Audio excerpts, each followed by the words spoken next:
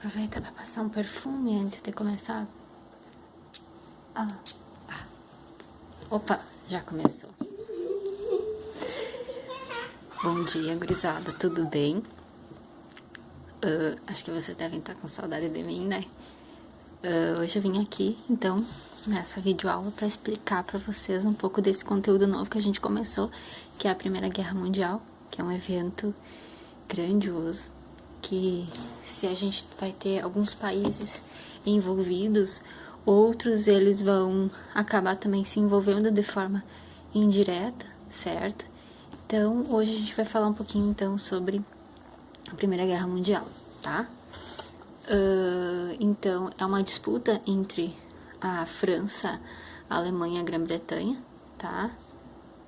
Peraí. Vou lá, então, seguindo o baile, né? Então, assim, ó, tá? Então, a Primeira Guerra Mundial ela é uma disputa imperialista entre a Alemanha, a França e a Grã-Bretanha. São os principais países que estão em disputa, tá? E tudo em virtude pelo crescimento industrial da Alemanha, tá? E a formação do seu Estado Nacional, tá? Isso começa a ameaçar a supremacia econômica da Grã-Bretanha, tá? Da Inglaterra, tá? E, de alguma forma, esses países, eles são os donos da economia, e quando vê eles outros países crescendo, né, economicamente, já eles ficam de olho, né? Então, esse é o caso que acontece, então, no caso da Alemanha e da Grã-Bretanha, tá? Que é a Inglaterra. Então, é uma disputa imperialista, tá? De quem é o grande país ali, né? Quem é que tá crescendo mais. E no caso, a Alemanha tá se destacando e isso tá mexendo, então, com a economia da Grã-Bretanha. Mas os franceses, tá? Porque que tem a França ali também, né? Vocês viram que se a Alemanha, Inglaterra e França tem também, então, a França, ela tá num sentimento de revanche, certo? Porque eles perderam terras, áreas, regiões para a Alemanha, tá? Regiões ricas em carvão e ferro, na chamada Guerra Prussiana. Então, a Alemanha tá crescendo, tá ascendendo economicamente, tem um crescimento industrial ali fenomenal, tá? Então, a Grã-Bretanha, né, que é a Inglaterra, tá? A Grã-Bretanha é a Inglaterra, eles estão se sentindo ameaçados economicamente, e a França, vendo todo esse crescimento da Alemanha, tem esse sentimento de revanche porque perdeu território, tá? Áreas importantes econômicas, tá? Ricas em mineral, né, em ferro e carvão, certo? Então, esses três territórios, como eles estão crescendo também, eles estão disputando territórios coloniais na África. A África é praticamente um território sem dono. Todo mundo quer uma parte da África, né? Lá tem, como vocês já sabem, tem povos, tem tribos que têm cultura própria, mas esses outros países ali acreditam que eles não têm nada, então eles querem sempre ser donados um pedaço, né? Então vai se criar dois blocos dessa Primeira Guerra Mundial, tá? A Tríplice Aliança entre Alemanha, Itália e o Império Austro-Húngaro, tá? A Tríplice Aliança, tá? E o outro bloco em disputa vai ser a Tríplice Entente, tá? Com Rússia, França e Grã-Bretanha, que é a Inglaterra, tá? Então, esses dois grupos vão disputar essa hegemonia, tá? Eles vão entrar em conflito, tá? Então, tem uma chamada paz armada, que os países europeus aumentaram a produção de armamentos e adotaram o serviço militar obrigatório. Vamos pensar assim, ó, eles estão se preparando para a guerra. A guerra não aconteceu de fato, mas eles estão se armando, eles estão se preparando para uma guerra, porque eles sabem que em algum momento ela vai estourar, tá? Então, existem movimentos nacionais, tá? Nesses países, principalmente na Alemanha e no eslavo, tá? Os conflitos nacionais, também na Península Balcânica, certo? Como vai eclodir a guerra? Qual que é o grande estopim, tá?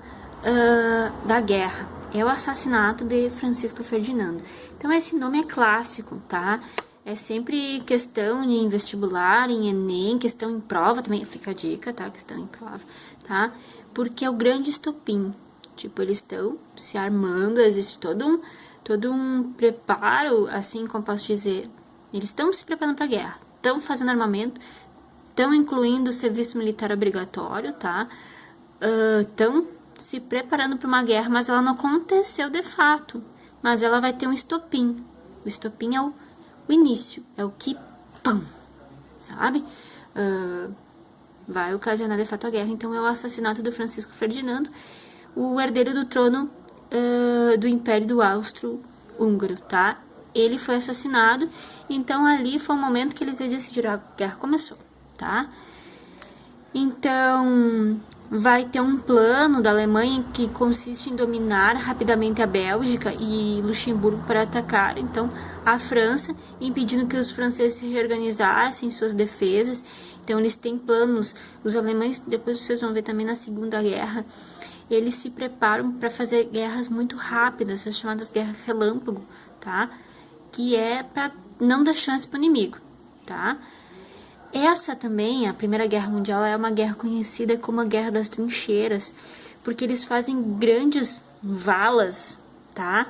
Não sei se você sabe o que é vala, mas grandes buracos, assim. Então vai ter um monte de túnel, tá? Escavado, que são as trincheiras, tá? Ali onde eles vão se esconder. Então é um modo de combate. As trincheiras eram redes de valas cavadas no solo, tá? Eram buracos, valas, onde os soldados, então, eles vão se esconder, tá? Para o melhor momento de atacar. Então, muitos deles atacavam também de dentro das trincheiras, tá?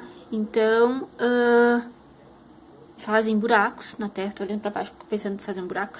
Fazem um buraco e ali eles se escondiam e se defendiam, então, da guerra. Então, ela é conhecida, a Primeira Guerra Mundial é conhecida como a Guerra das Trincheiras.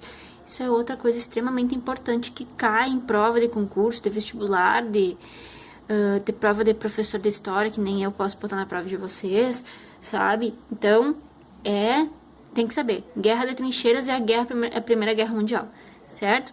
Então, na impossibilidade de vencer o inimigo em terra, tá? Porque os alemães estavam muito bem preparados, foi o mar que a tecnologia bélica decidiu, então, os rumos da guerra. Em que sentido? Eles vão se utilizar, então, se em terra não estava dando certo, né, ter um vencedor, eles vão se ocupar, então, do mar, para dar novos rumos à guerra. Então, os alemães com submarinos, tá? E os ingleses impunham um bloqueio naval. Bloquear é não deixar passar, tá? Não deixar passar. Certo?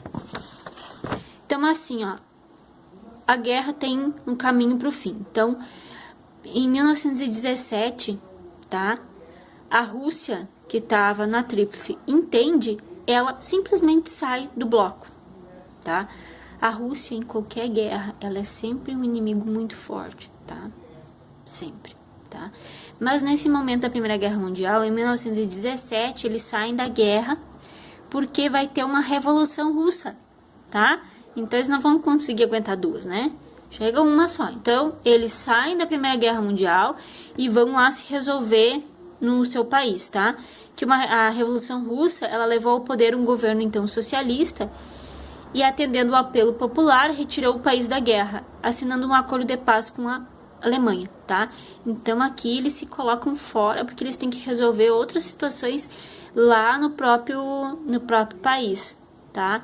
E esse é um dos próximos conteúdos que a gente vai ver, que é a Revolução Russa, tá? Mas, se um país sai, o outro entra, certo? Tá?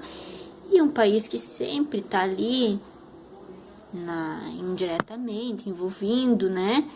Liberando dinheiro, liberando arma, tá? Apoiando de forma indireta, tá? É os Estados Unidos, tá? Que inicialmente ele era considerado neutro, e esse neutro é bem entre aspas, tá? Embora mandasse dinheiro, armas e manufaturas para os membros da Entente, tá? Outra coisa que é importante vocês saberem, quem são os membros da Entente, tá? Que é a Rússia, França e a Grã-Bretanha e depois os Estados Unidos, tá? Porque ele se diz neutro, mas ele tá ali investindo, mandando dinheiro, mandando mercadoria, mandando tudo pra entende, tá? Então eles vão também entrar na guerra. Em 1917, os submarinos dos Estados Unidos foram atacados, então por isso que eles vão declarar, então, guerra à Alemanha, tá? Mas vai acontecer as vitórias da Tríplice Entente. Por mais que a Alemanha esteja extremamente bem preparada para a guerra, tá? Eles vão perder, tá? E por isso que essa guerra é muito importante. A derrota da Alemanha nesse período depois vai ocasionar a Segunda Guerra Mundial, tá? Então, o Guilherme II, ele abdicou do trono da Alemanha. E a Alemanha, então, vai assinar a rendição. Então, uma das grandes críticas do país, da Alemanha, tá? É que simplesmente como tivesse entregado a Alemanha para a guerra, tá? Tivesse entregado para o inimigo, tá? Então, tem esse sentimento esse sentimento ruim e que depois vai ser remoído e vai acontecer a Segunda Guerra Mundial, tá? Então, essa abdicação do trono, né, pelo Guilherme II e a assinatura da rendição, eles são muito mal vistos pelos alemães, tá? Então, eles perdem a guerra e perdem ainda desse jeito, né? Então, assinando a rendição. O que é outra coisa que é importante vocês saberem sobre a paz dos vencedores, tá?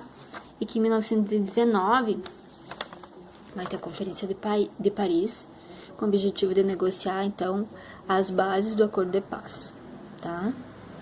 A Liga das Nações, então, que vai ser um organismo encarregado para zelar da paz, então, mundial, certo? E o Tratado de Versalhes, tá? Que vai ser em 1919 também, é um acordo de paz que obriga, então, a Alemanha a devolver todas as regiões mineradoras, tá? A Alsácia-Lorena, tá? Para a França. Então, vai devolver todas as áreas que eles já tinham conseguido com a Guerra Prussiana, eles vão ter que devolver. Então, vocês pensam, olha a rendição da Alemanha. Primeiro, eles assinam um acordo. O rei abdica do trono alemão, assina a rendição.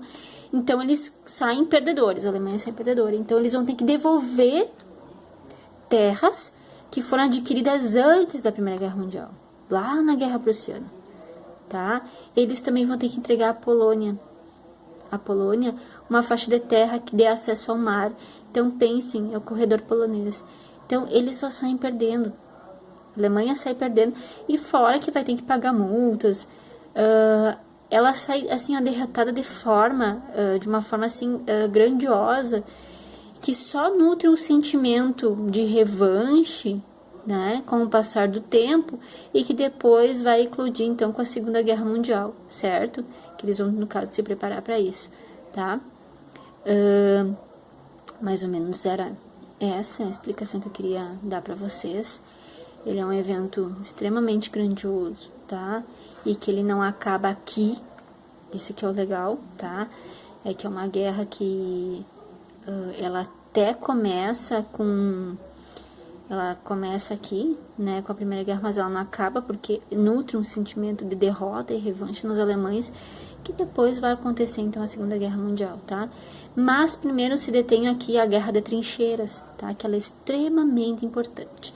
Uma coisa que eu mandei para que vocês pesquisassem ali, e eu quero que vocês leiam, procurem na internet sobre, qual que é a relação da Primeira Guerra Mundial com a gripe espanhola, tá? Como a gente tá vivendo o que vocês não aguentam mais ouvir falar, que é a Covid-19 e o coronavírus, tá? Na Primeira Guerra Mundial tem a gripe espanhola, tá? E tem uma relação muito interessante, que é quando os soldados voltam para suas casas, eles estão carregando vírus, tá? E que vai infectando todo mundo. Então, a gente vai ter várias epidemias ao longo da história, tá? Então, vocês estão vivendo um momento histórico, tá? Daqui, sei lá quantos anos, alguém vai estudar isso, tá? E eu não tô falando só da área da saúde, mas eu, como historiadora também, tá? Pessoas vão estudar, vão estudar, vão pesquisar sobre. Então, lembre-se que a Covid-19, por mais arrogante, mais chato e Ninguém aguenta mais ouvir falar, mas é um momento histórico que nós estamos vivendo. E na Primeira Guerra Mundial, que além de um evento de guerra, tá, com todas as suas nuances, tá, ainda tinha então a gripe espanhola ali em segundo plano, tá? Então era isso. Qualquer dúvida, tá? Vocês me chamem ali pra gente solucionar as dúvidas de vocês, tá? Um abraço, fiquem bem, tá? E fiquem em casa. Qualquer dúvida, gritem.